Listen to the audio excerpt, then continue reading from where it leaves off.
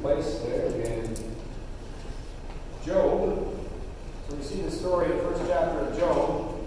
Job had a tough day here. What we're going to talk about this morning is, the limits of your faith. The sermon had a title, and I guess that would be the title, is the limits of your faith. What limits your faith? And what can we do to look at the limits of our faith? So in Job chapter 1, really what I want to do this morning is I just want to ask you a couple questions, really, is what I want to do. And we're looking down here at Job chapter 1. I want you to kind of focus on verse number 8. We'll start there. And the first question I want to ask you this morning is this: is your faith dependent on a hedge?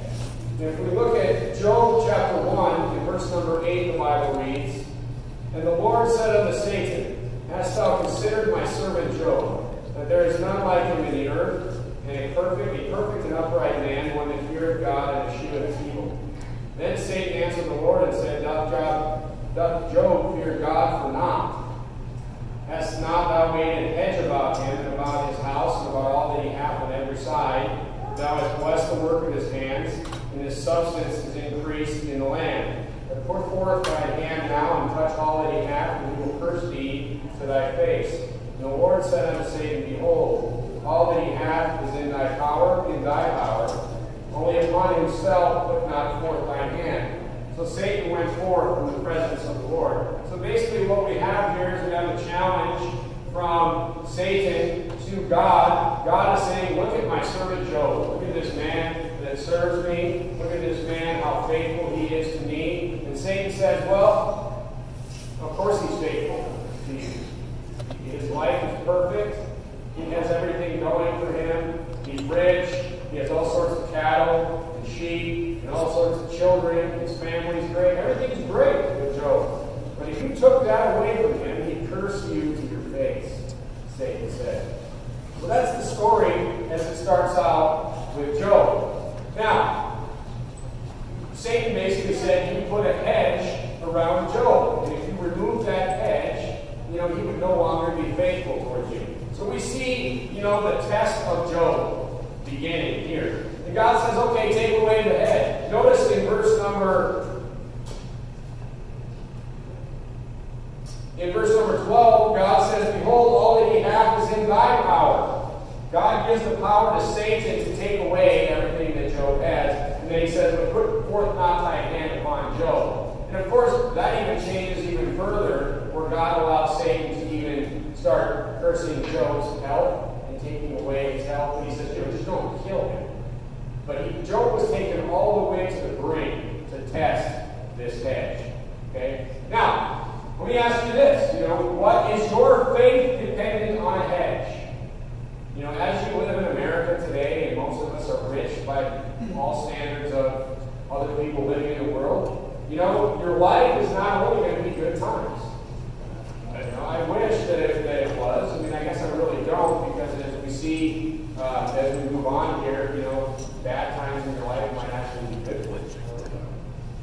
But your life, I can guarantee you, no matter what happens in your life, that if your life is good now, it will not always be good. You're going to go through hard times. You're not just going to go through tribulations, as the Bible says. You're not just going to go through people persecuting you. But, you might have financial problems in your life. You are very likely going to have financial problems sometime in your life. You may have problems with sickness. You are very likely going to have problems with sickness in your life, eventually. Whether it be someone that you love, or yourself, or whatever. It's constantly, if you have a family, you have a lot of people in your family, there's always someone getting sick or having health problems and all these types of things. They're coming. Turn your Bibles to 2 Corinthians chapter 12. 2 Corinthians chapter 12. Paul did not have an easy life. While you're turning there, let me read for you Romans 8:18. And Paul says this, he says, For I reckon that the sufferings of this present time are not worthy to be compared with the glory which shall be revealed in us. Paul is basically saying that anything that I suffer now is is nothing compared to the glory that I'm going to have, is what Paul is saying. And in 2 Corinthians chapter 12, and let's start reading up in verse number 7. But Paul had some sort of sickness. We don't know what it was. He calls it a thorn in the flesh here, but he had some sort of sickness that was causing him pain. I mean, it must have been something that was painful on a daily basis to him if he called it a thorn in the flesh. And in verse number 7, Paul says this, unless I should be exalted above measure, through the abundance of revelation, there was given to me a thorn in the flesh, the messenger of Satan to buffet me, lest I should be exalted above measure. For this thing I besought the Lord thrice, 3 times, that it might depart from me. And he said unto me, my grace is sufficient for thee. My strength is made perfect in weakness. And if you have a red letter Bible, those words that say, my grace is sufficient for my strength is made perfect in weakness will be in red, because that was Jesus' response to Paul. So Paul had this thorn in his flesh, and he asked for God to take it away, and God basically said no. You know, God basically had an all-star here, and he used it. And if you see in verse number 7, Paul kind of explains why God said no. He kind of gives you the answer. He said, no, unless I should be exalted. So this, God said, number 1, it's going to keep him humble. And number 2, he wants his power to be made perfect through the weakness of Paul. So he needed Paul to be at his best, and God decided that he was just going to say no, and Paul was just going to have to deal with this thorn in his flesh for the rest of his life, as far as we know. Now, whether tough times in your life, what I'm trying to get at is whether tough times in your life drive you farther away from God or closer to God, it's a real-time stress test of your faith. So what are those tough times going to do to you? When you look at Job, and you look at the very last verse of Job, the Bible says, go ahead and turn there. Let's look at the very last verse of Job chapter 1.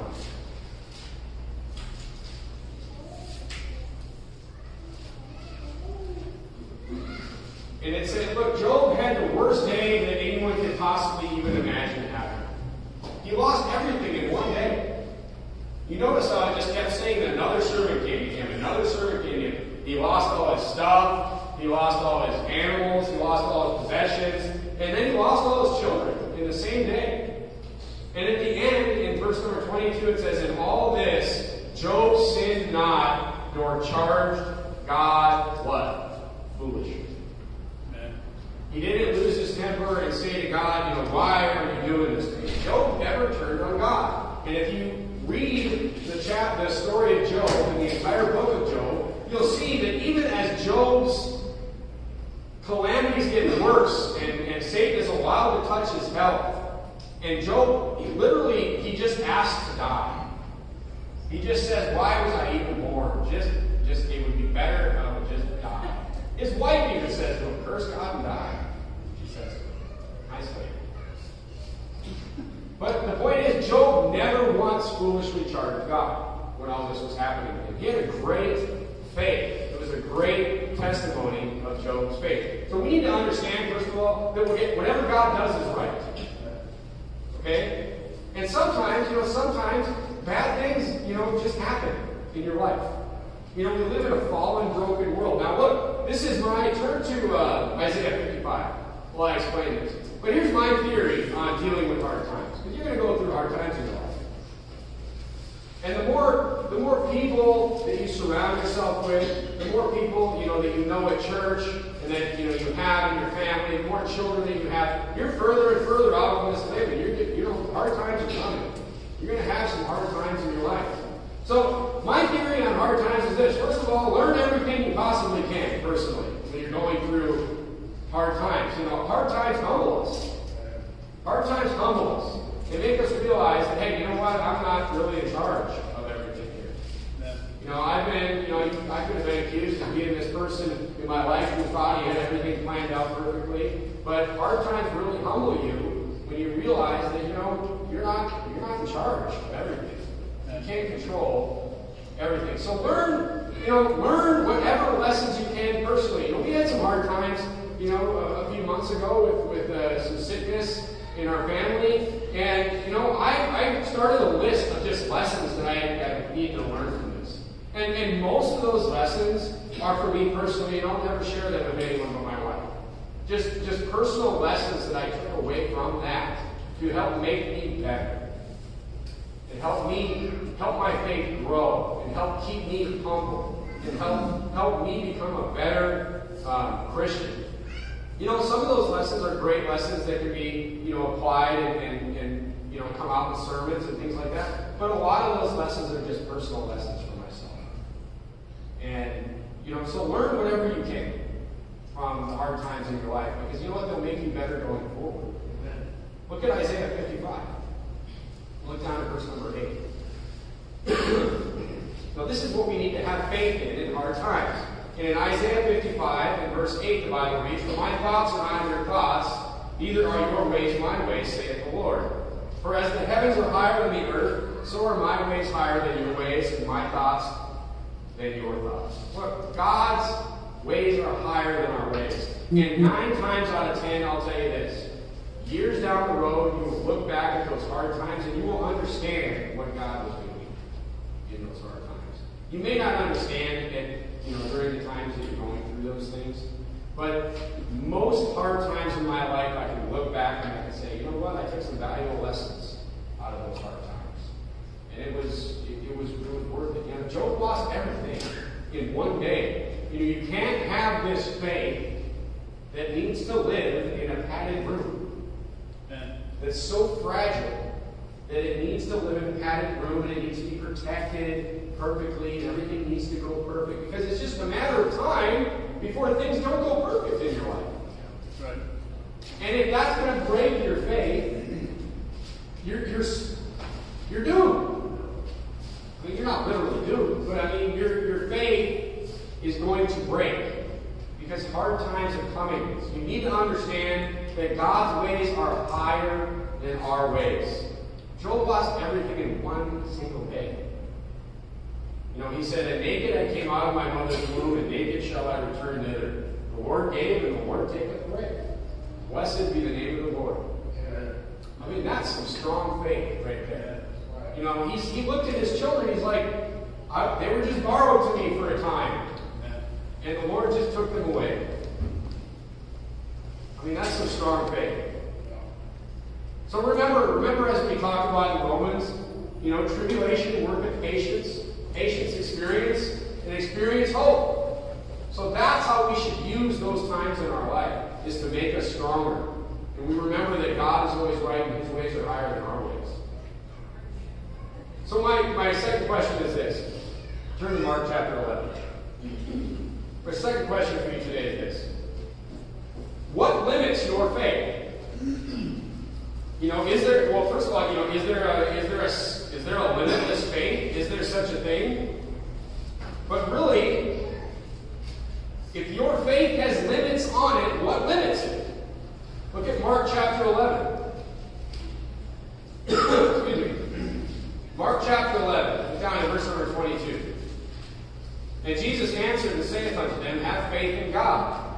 For verily I say unto you, that whosoever shall say unto this mountain, Be thou removed, and be thou cast into the sea, and shall not doubt in his heart, but shall believe those things which he saith shall come to pass, he shall have whatsoever he saith. Therefore I say unto you, what things soever you desire when you pray, believe that you receive them, and ye shall have them." Jesus is saying that the only thing that limits what I will do for you is your own faith. Amen. In my ability to do that. I mean, think about asking God to move a mountain. Could any of us really ask that question and command a mountain to move and not have doubts in our mind that God will actually do it? I don't think so. But if we limit our own faith, turn to Matthew 14. We'll see just a personal example of this with Peter. So Jesus has sent the disciples out in the sea on the boat, and He did not go with them. And of course, a storm came up, and then He went out and He walked on the water towards them. And in Matthew 14, verses 26, the Bible reads, "And when the disciples saw Him walking on the sea, they were troubled, saying, It is a spirit, and they cried out with fear. But straightway Jesus spake unto them, saying, Be of good cheer, it is I, be not afraid. And Peter answered him and said, Lord, if it be thou, bid me come unto thee on the water. And he said, Come. And when Peter was come down out of the ship, he walked on the water to go to Jesus. Now Peter's walking on the water. But when he saw the wind boisterous, he was afraid, and beginning to sink, he cried, saying, Lord, save me.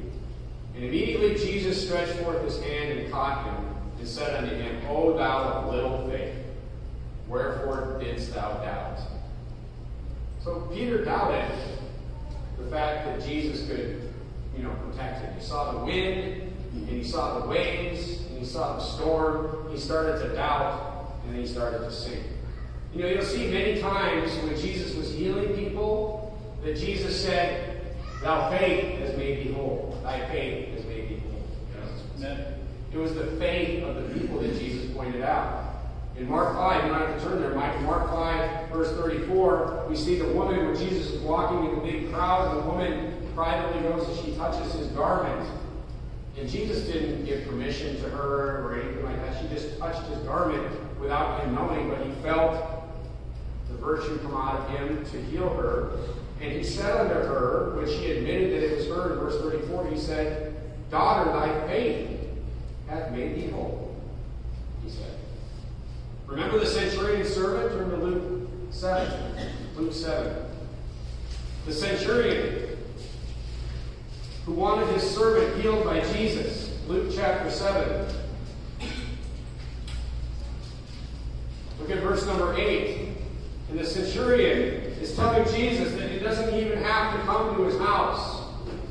It seems strange at first when you read it until you hear Jesus' explanation. But he says, the centurion says, For I also am a man set under authority, having under me soldiers, and I say unto one, Go, and he goeth, and to another, Come, and he cometh, and to my servant, Do this, and he doeth it. He's basically saying, Jesus, I'm not even worthy for you to come to my house.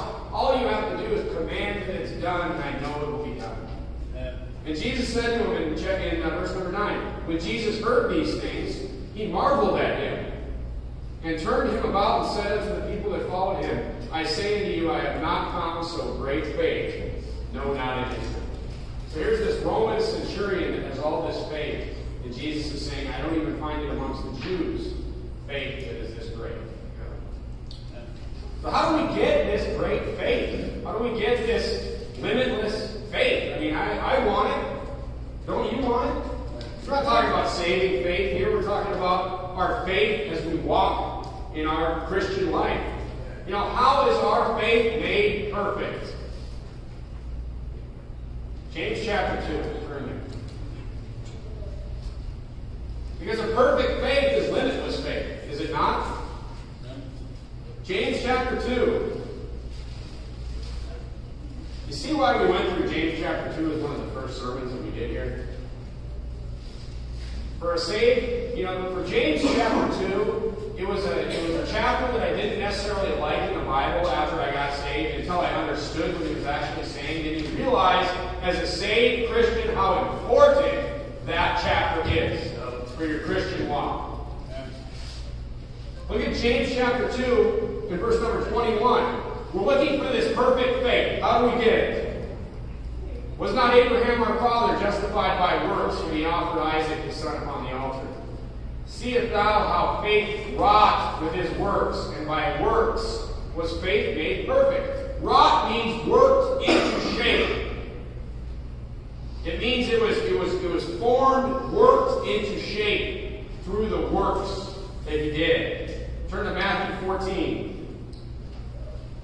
Look, what constrains your faith is you. It's our doubts of what God can do in our life. This is why the Baptist Church has church 3 times a week, by the way. Amen. You're going to find that there's, and I even asked this question when I first became a Baptist after I got saved. I was like, why? Why 3 times a week? Where's the chapter and verse there? But your faith needs to be fed, or it will weaken. Your faith needs to be fed. It's like metal being worked into shape. And as it's fed, it will grow and it will become stronger. So it needs to be fed. importance of, getting plugged into a church. This is the importance of, not just coming Sunday morning and getting actually plugged in to a church like this. Right. Your faith needs to be fed. Look, the Thursday church, it's actually a little irritating for me, the Thursday church, because I get to Monday, Tuesday, Wednesday, and by Thursday, it's like, because it's Wednesday, and I'm like, I feel like I want to go to church now. I mean, I love coming to church. I love being here and seeing you folks. Don't be surprised, I actually do. But it feeds us. You sit and you go and you do your job during the week and you do whatever you have to do, but you need to be fed every few days. Or you will start to fall off. And you can see that, if you ever leave and you go on vacation and you stop and you get out of that routine. If you've been in that routine and you get out of that routine, you can almost feel it weaken. When we went to North Dakota on vacation and we came back, we tried to go to church. It was a real challenge. We tried to go to church. That's another sermon for another time. But we tried to go to church, but by the time we were driving home, we felt like we were spiritually starving. That's how we literally felt. And all of us in the family felt that way. So that's the importance of getting plugged in to a Bible-preaching church like this one. So let me ask you a third question. Where did I have you turn? Matthew 14. Turn to Luke 16. We're going to go to Luke 16. Luke 16. Now I want to read for you a parable. I want to talk about this parable. But my third question is this. How far will you take this faith? This is a super important question for this church. How far will you take this faith? Look at Luke 16. We're going to read this story, this parable. It's this parable of the unjust steward. Okay? And I'm going to read it for you. I want to give you the two lessons out of this parable. A lot of people are confused by this parable, but I think people are generally overthinking it, so I'm going to explain it to you. Look at verse number 1. And he said unto his disciples, Jesus, there was a certain rich man which had a steward, and the same was accused unto him that he had wasted his goods. And he called him and said unto him, How is it that I hear this of thee? Give an account of thy stewardship, that thou mayest no longer be steward. He's going to get fired. Then the steward said within himself, What shall I do? For my Lord taketh away from me the stewardship. I cannot dig, to beg I am ashamed. The steward says, I'm going to get fired, and I don't know how I don't want to work, and I don't want to beg for money because I'm too proud. He's like, what am I going to do? So he starts thinking about what he's going to do. Okay?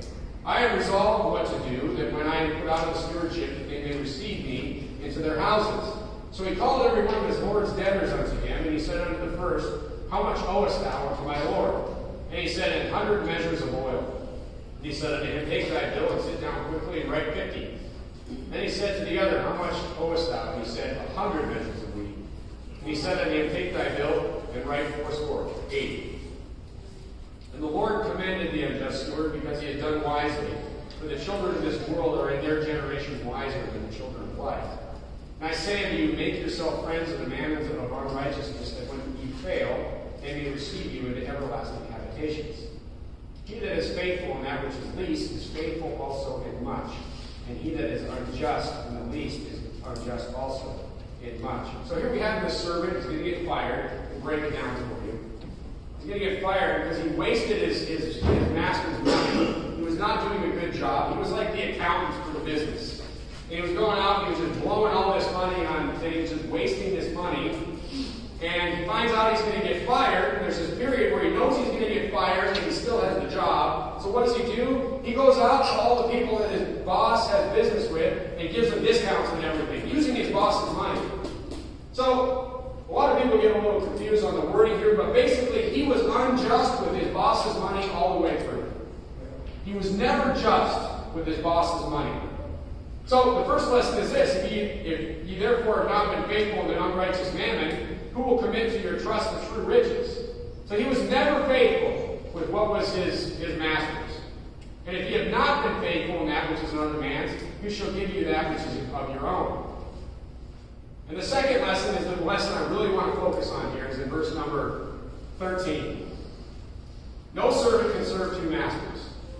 For either he will hate the one and love the other, or else he will hold to the one and despise the other. You cannot serve God and man. And this is so true. Amen. So the question is, where does your heart lie? This servant served himself. He never served his master justly. Even when he knew he was getting fired. He didn't turn and all of a sudden do the right thing. He always served himself. Period. So what you do, with your life, with your saved life, it depends on where your heart lies. I mean, where's your heart lie? Because I know for a fact that you cannot be focused on things in this world and then also be focused on spiritual things in your life. You have to choose one. And then you can do the things. It's not saying don't work and don't support your family, but that's not where your heart should be. Your heart should be in spiritual things. So, what limits your faith is you. That's what we see here. So what's the application? What am I getting at? What I'm getting at is applying your faith. This is the application today. How do we apply our faith in our lives? Now, go to Acts chapter 5. We have some examples, some extreme examples in the Bible of people who applied their faith. And I thank God for these examples in the Bible. In Acts chapter 5 and verse 40, the Bible says this, "And to him they agreed, and when they had called the apostles and beaten them, they commanded that they should not speak in the name of Jesus and let them go." So the apostles, the disciples, they just gotten beaten here. They were commanded, don't ever do it again, or, we're gonna throw you in jail. And they departed from the presence of the council, rejoicing that they were counted worthy to suffer for shame for his name. And daily in the temple and in every house they ceased not to teach and preach Jesus Christ. The apostles were extreme examples of what you could do with your faith for us in the Bible. Look, I heard it put this way one time about the apostles. You notice how the apostles they were normal people? They were normal men, they were fishermen, they were tax collectors, Luke was a physician. They were just people that had jobs. They were normal people. Now these guys were either brilliant liars to write the things that they wrote here. They were either brilliant liars. They could write the New Testament and write all these things that would match the Bible. They were either brilliant liars that for some unknown reason destroyed their lives for a lie, or they were ordinary men that witnessed something extraordinary. And not only did they witness something extraordinary, but they decided that this is where my heart is, this is where we're going with this thing. This is what we're doing for the rest of our lives. They took it all the way. The whole way. Nearly all of them died, not only were persecuted throughout their whole lives, but they died horrible deaths. For the faith. They were killed for the faith of Jesus Christ. Every single one of them, except John, was murdered, crucified, beheaded, tortured, boiled in oil, all kinds of historical accounts of these things. Staked to the ground and killed. Terrible, terrible things.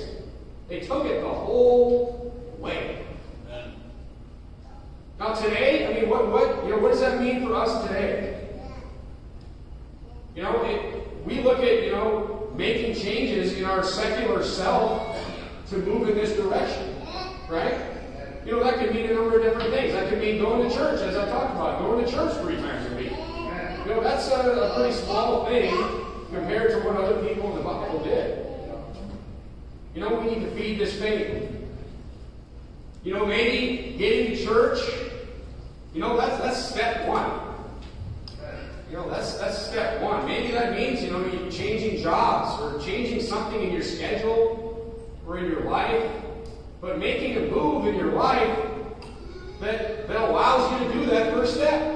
That's what it is. What moving? We've already had people move here. Move closer so they can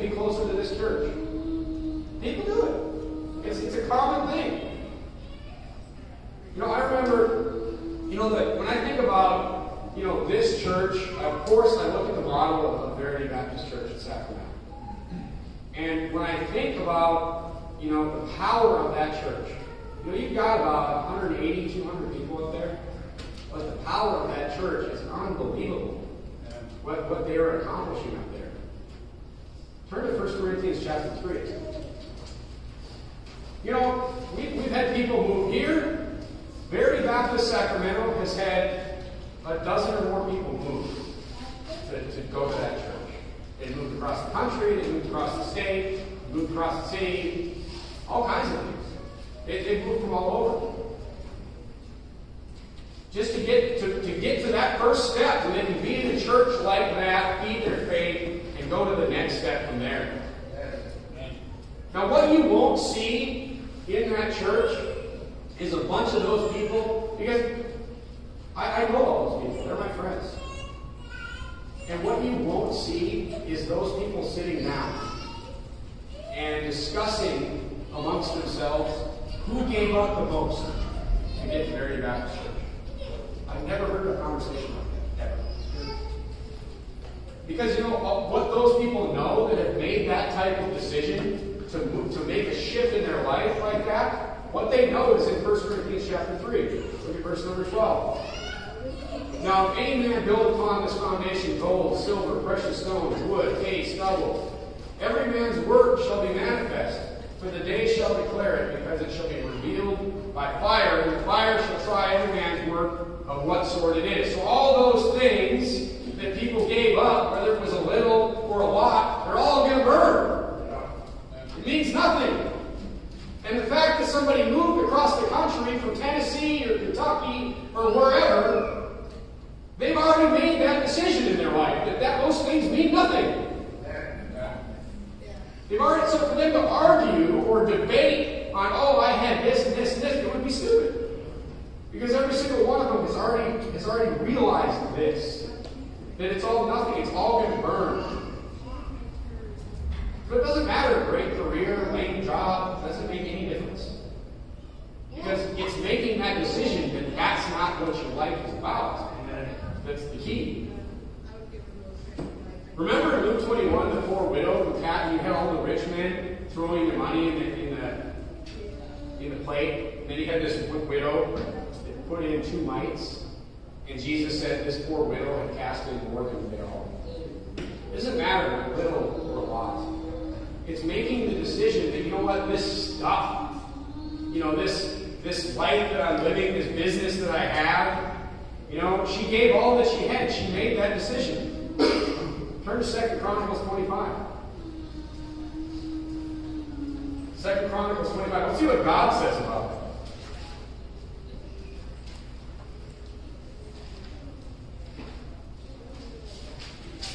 2 Chronicles 25. Amaziah is getting ready to go to war.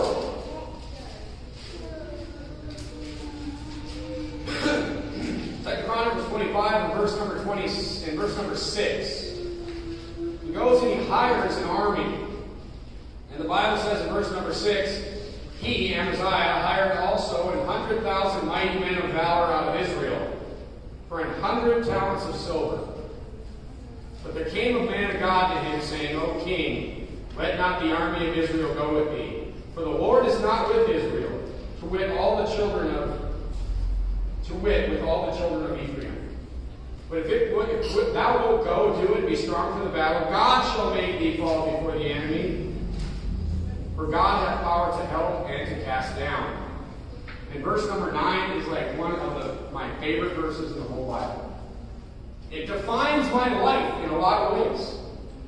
And Amaziah said to the man of God, what shall we do for the 100 talents of silver that I have given to Israel, to the army of Israel? And the man of God answered, the Lord is able to give you much more than this. Now that takes faith to believe that. You know how much a railroad tie weighs? A railroad tie weighs about 200 pounds. It's everything that a strong man can do to pick up a railroad tie.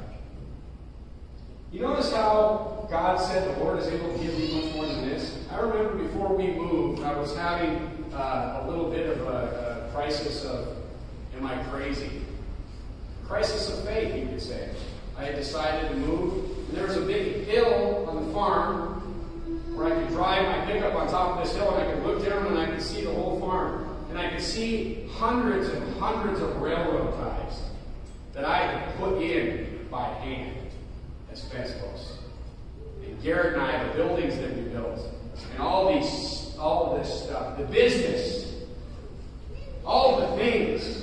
And I was like, all this work, I'm just going to walk away from it. It's everything you can do to pick up a railroad tie and put it in a 3-foot hole.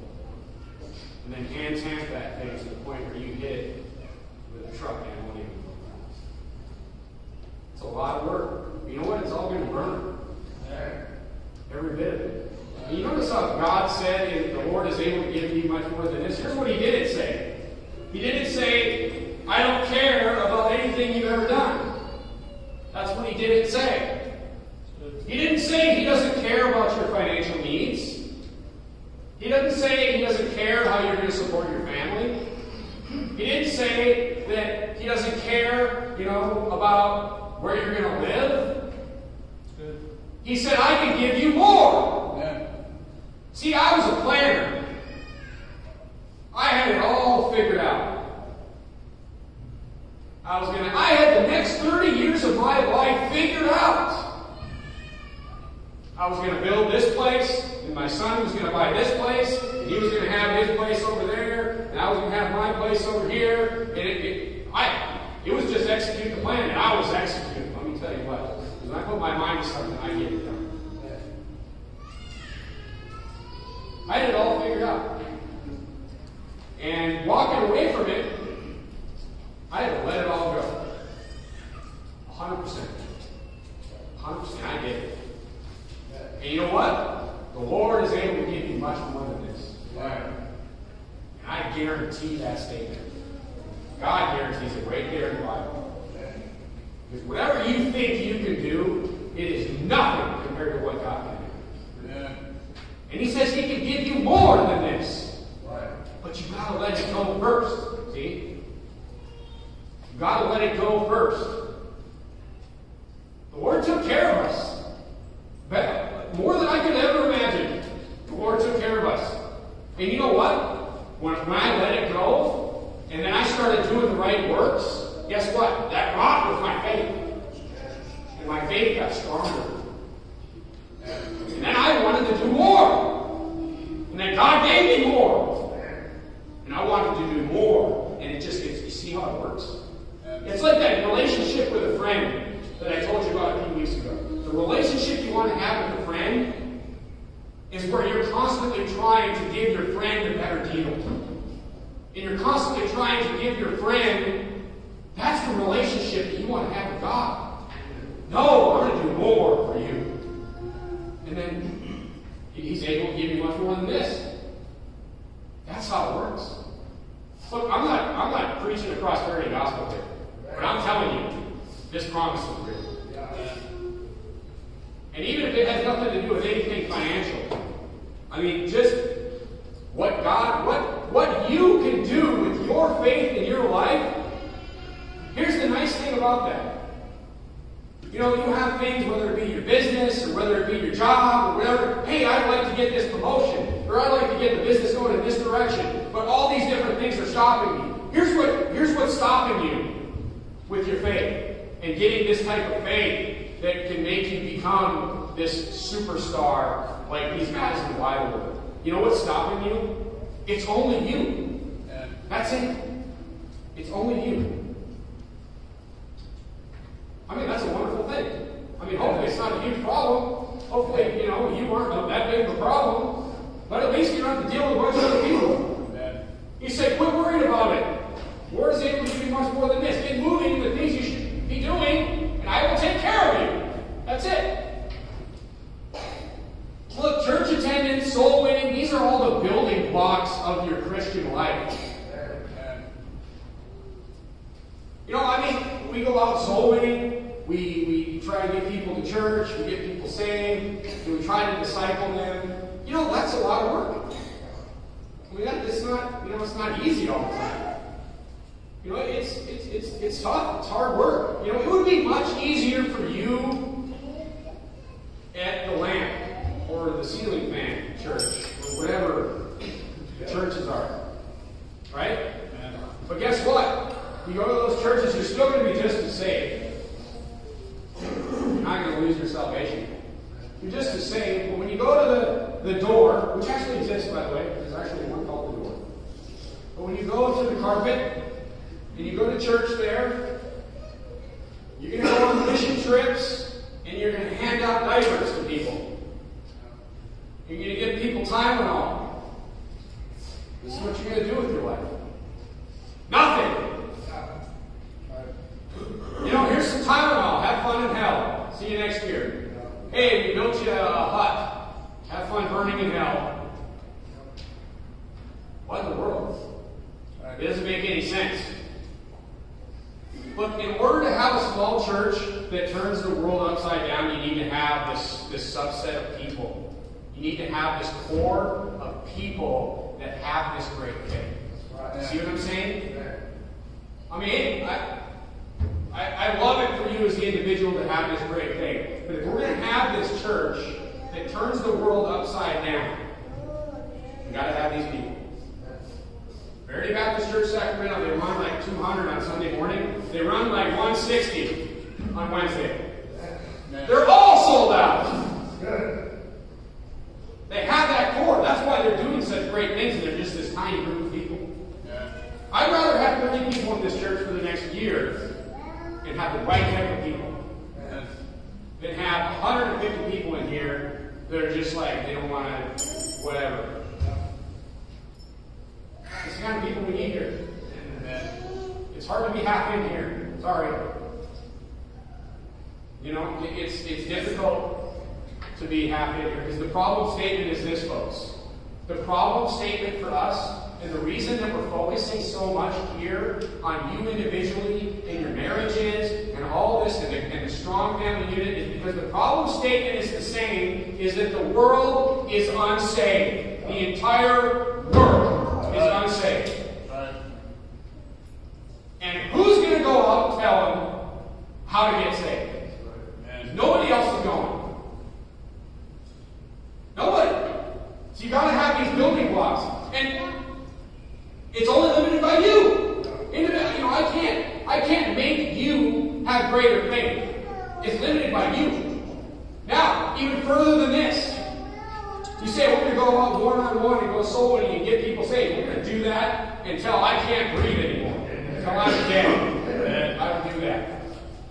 But here's the thing. If we start getting great faith in here and rotting our faith into something that's strong, like folded steel strong, guess what? We're going to raise up men here that will want to go into the ministry. And that will have families. Because guess what? This whole ministry thing's not just me. I mean, my family's in this 100% with me. And they came with me. They were part of the decision for me to take this move in my life. We're going to raise up men here that need to have strong marriages and need to have strong families that will start churches one day. I mean, I'm looking out there, but this is the type of building blocks that we need if this is ever going to happen. So we need the building block of you and your faith, and then your strong marriage, and then your family, and then we can raise up men that can start churches here. And you know what? That's a force multiplier. What does that mean? That means that, soul winning is a function of man hours, right? It's, if I put in more hours, I'll get more people saved, right? But if I start a church that starts a church, all of a sudden it blows up exponentially. That's what's happening. And we can't have that. That's what's happening out there with the other churches. We have to keep that going here. And it all starts with how strong your faith is. What do you think? I mean, how far are you going to take this thing? I mean, if you're living 3-4 hours away and you can't get to church consistently because you can't if you live 3-4 hours away. That's just how far it's going to go for you. And that's fine. That's your choice. That's your choice. But that's how far it's going to go for you. That's where your line stops. Only you decide. Look, I see a group of people, and I've seen a group of people that are sold out in what they can do. And we need to do that here. I want to do that here. And so, look, we say this verse all the time. These that have turned the world upside down, he'll come hither also. We'll just leave it here. We say that all the time. These that turn the world upside down have come to Fresno also. But you know what? That was said about the apostles, not us. You know what I mean? Yeah. That was said about men who left everything, were tortured and beaten throughout their whole life. We go read all the things that Paul went through. That's who that was said about, not us. If we want that to be said about us, how far are you going to go? That's what I want to say. I'm willing to go all the way.